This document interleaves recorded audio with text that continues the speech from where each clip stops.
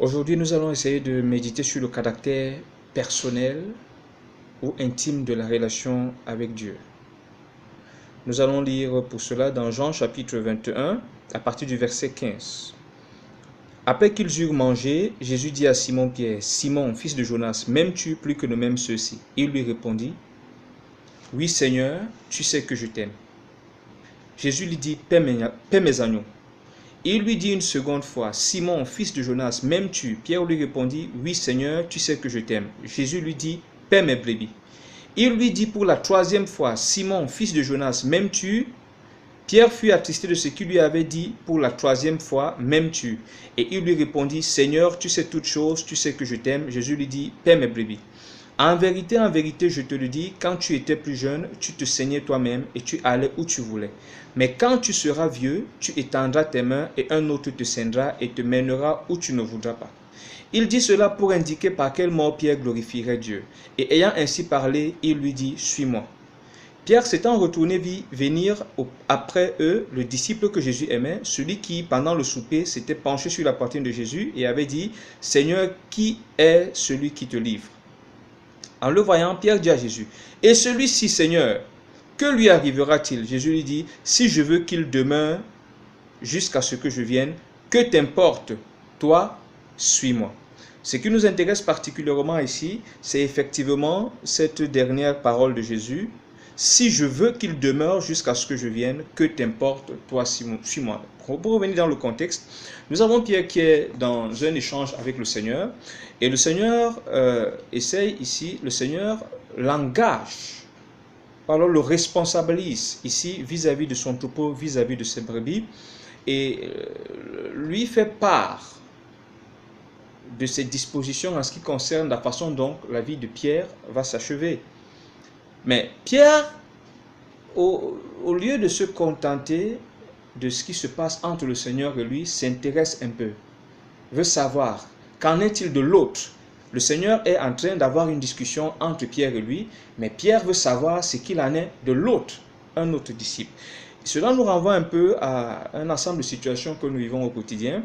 Nous avons remarqué que aujourd'hui, on évoque beaucoup le caractère intime de la relation avec Dieu lorsqu'il est question ici de ne pas divulguer certaines informations, de ne pas s'ouvrir à n'importe qui.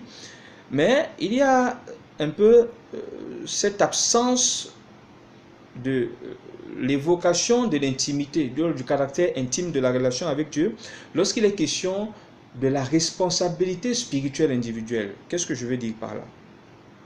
Nous allons nous rappeler que dans Luc, je vais lire un peu, Luc 6,46, Luc 6,46, lisons dans Luc 6,46. Ok, Luc chapitre 6, verset 46. « Pourquoi m'appelez-vous Seigneur, Seigneur, et ne faites-vous pas ce que je dis » Pourquoi m'appelez-vous Seigneur, Seigneur, ne faites-vous pas, ce que je dis. Il y a quelque chose de paradoxal dans certaines de nos attitudes. Nous avons été nombreux à avoir reçu Jésus comme notre Seigneur et Sauveur personnel, mais qui aujourd'hui, nous ne respectons pas le caractère individuel de notre engagement. Qu'est-ce que j'entends par là? Lorsque j'ai reçu Jésus comme Seigneur et Sauveur personnel, ça veut dire que je fais mienne la volonté de Dieu sans tenir compte de ce que l'autre en fait. On pourrait être un peu plus précis. À partir du moment où je reconnais Jésus comme étant le Seigneur et Sauveur de ma vie, ce qui m'importe, c'est de faire ce que le Seigneur attend de moi sans que cela soit motivé, influencé par l'attitude des autres vis-à-vis de la même parole du Seigneur. Pour être plus précis, on va aller du simple au compliqué. Le Seigneur me demande, par exemple, de pardonner. Il n'a pas demandé que je pardonne si celui qui m'a offensé vient me demander pardon. Il me demande de pardonner.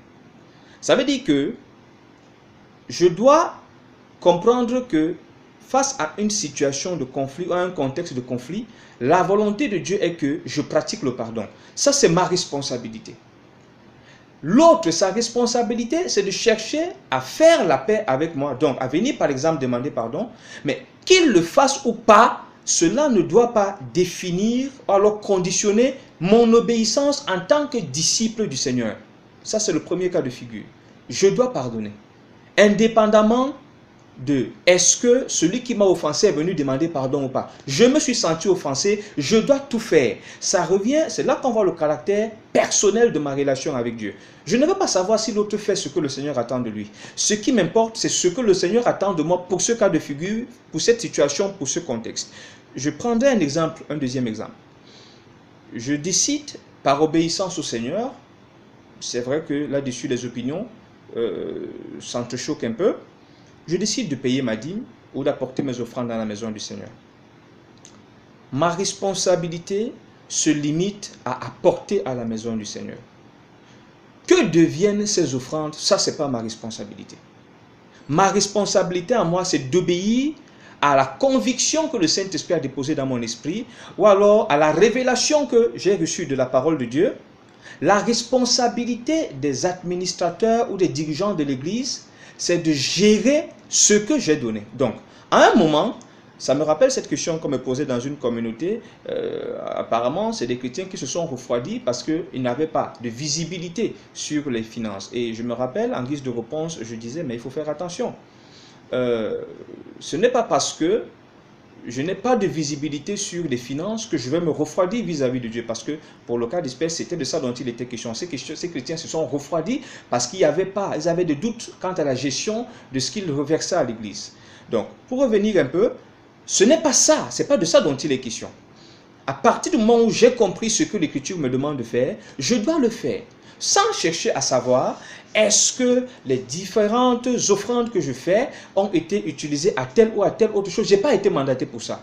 Ma responsabilité vis-à-vis du Seigneur, qui m'a demandé, qui m'a instruit, qui m'a convaincu de le faire, c'est que je le fasse.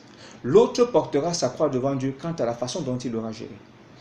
Je prendrai un autre exemple. Le Seigneur me met à cœur de faire don de mon véhicule, ou alors de faire don d'un bien à un tiers. Et à partir du moment où je décide de le faire, je fais ce bien, je fais ce don, et mon vis-à-vis ne manifeste pas la joie ou l'enthousiasme que j'escomptais. Normalement, ce n'est pas mon problème. Le Seigneur ne m'a pas dit, fais le bien, ou alors fais ce don, et joue les gendarmes quant à son attitude vis-à-vis de ce don. Il m'a instruit de faire le don, je me limite à ce que le Seigneur me demande de faire. Il faudrait que nous cessions un peu de nous éparpiller et de sortir du contexte, de violer un certain nombre de limites. Quelle est ma part? Quelle est ma part face à cette situation? Quelle est ma part face à cette parole? Je me contente de faire la part qui me revient. Est-ce que l'autre a fait? Non, je ne veux pas savoir. Le Seigneur me demande de faire du bien. La parole m'a convaincu que je dois faire du bien à tout le monde, mais je me mets à faire du bien. Maintenant, que les autres le reconnaissent, qu'ils l'apprécient, qu'ils fassent preuve de reconnaissance ou pas, ça ne rentre pas en ligne de compte. Si j'ai reçu Jésus comme mon Seigneur au Sauveur personnel, je fais mienne sa volonté, je fais mien son commandement, indépendamment de l'autre ou de comment est-ce que l'autre se comporte vis-à-vis de ce que le Seigneur a demandé de faire. Nous avons lancé un programme de jeûne à l'église par exemple, et à partir du moment où nous avons lancé, ce programme a été lancé, l'Esprit de Dieu me convainc de le faire. Je me mets dans le programme. Que tel frère ou telle sœur soit en train de jeûner ou pas, quand bien même il s'agirait d'un dirigeant, ce n'est pas mon problème. J'ai été convaincu par le Seigneur, interpellé par le Seigneur par rapport à ce jeûne. Je décide de le faire.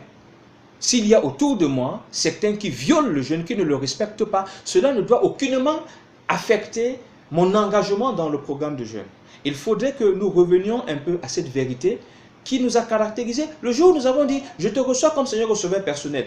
Ce que je trouve paradoxal dans le comportement de nous chrétiens d'aujourd'hui, c'est le fait qu'il ne me souvient pas qu'un chrétien un jour dit, quand le Seigneur est en train de lui dire, je te bénis, je viens te rendre visite cette semaine, qu'il se soucie de savoir si le Seigneur a préalablement béni son frère, si le Seigneur a préalablement agi dans la vie de sa sœur. Non, on est tout de suite pour dire, Seigneur, je te bénis, oui et amen.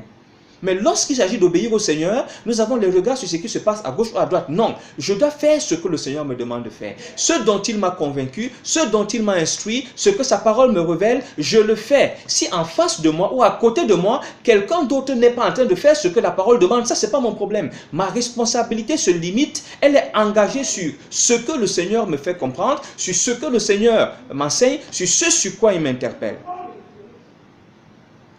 Pierre veut savoir ce qu'il adviendra de l'autre disciple, alors que Jésus est en train de lui parler de lui. Et la réponse de Jésus, je l'aime bien, parce qu'elle pourrait équivaloir un peu à ce qu'on dirait aujourd'hui en notre époque. De quoi je me mêle? Pierre, de quoi je me mêle? Occupe-toi de ce que je suis en train de te dire. Occupe-toi de l'interpellation que je t'adresse. Quant à l'autre, ne t'en occupe pas.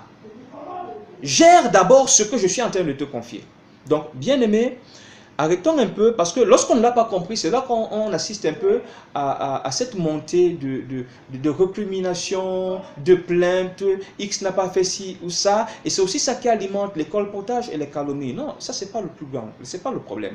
Je sais, chaque fois que le Seigneur se révèle à moi, à travers sa parole, à travers son esprit, je m'approprie de façon individuelle, j'engage ma responsabilité personnelle et je fais selon que le Seigneur m'a demandé, j'agis dans le sens de ses attentes. Maintenant, les autres, ils sont négligents, ils sont approximatifs, ils ne réagissent pas comme il faut. Ça, c'est pas d'abord de ça qu'il est question. Il est d'abord question de faire ce que le Seigneur attend de moi. Donc, bien-aimé, ne laisse pas les attitudes des autres, ce ne sont pas les attitudes des autres qui doivent conditionner ta relation avec Dieu. Oh non. Oh non, suppose même un instant que tu sois au désert, dans un milieu où il n'y a pas d'enfant de Dieu, dans un milieu où la Bible ne soit pas connue. Vas-tu donc refuser de vivre ta foi? Non, mais de la même manière que tu peux dans cet environnement où tu n'as pas de frères en Christ, où tu n'as pas des repères un peu qui peuvent te motiver dans ta forme de culte, dans ta forme de foi, mais essaye donc de la même façon de te dire, même au milieu de l'assemblée, même dans la communauté des saints, même face même à des dirigeants, adopte la même attitude. En ce qui me concerne, le Seigneur m'a enseigné, sa parole m'a convaincu qu'il n'est pas bon pour moi, par exemple, que je prenne du vin. Que mes dirigeants en prennent, c'est leur problème. Je suis convaincu que le péché, l'adultère, la fornication, ce sont des péchés. Que mes dirigeants aillent le faire et le justifient, ça les engage.